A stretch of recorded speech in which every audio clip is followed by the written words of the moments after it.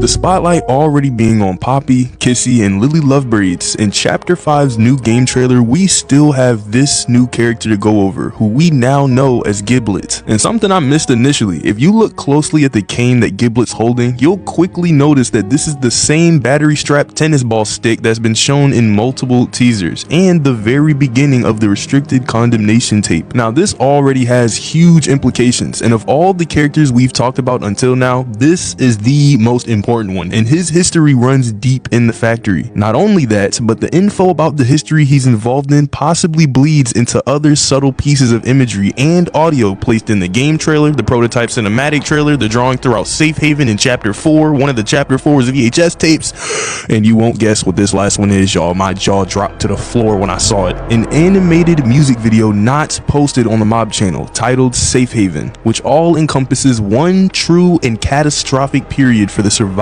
toys of Playtime Co. What I'm talking about is what I like to call the Playtime Toy War, which is now finally seeming to have its reasons for being ever so slightly teased leading up to Chapter 5. So to understand the current situation of Giblet fully, we have to talk about this toy war, which you could say Giblet was involved in, especially when pairing all of the context with the lines we hear from him in the game trailer. And I highly recommend checking out this video by Prophecy X, linked in the description if you're interested in this topic. It does a great job tying most of the lore pieces together and helped a lot in the creation of this video. With that said, let's talk about the context. What was the Playtime Toy War?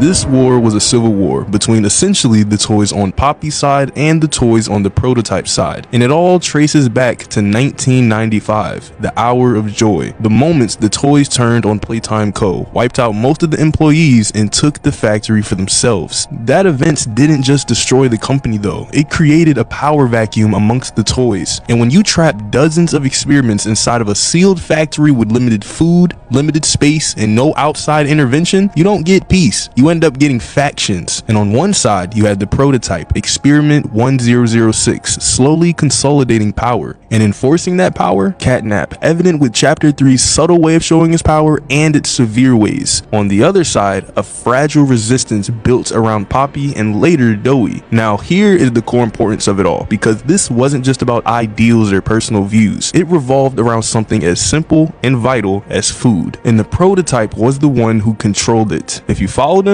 you ate. If you didn't, you starved. And when survival becomes the currency, loyalty becomes very easy to buy. That's how this toy war starts. No flashy banners or symbols, no crazy declarations, but with hunger. It's around 1997 when Poppy mysteriously vanishes, which is likely the point where Poppy is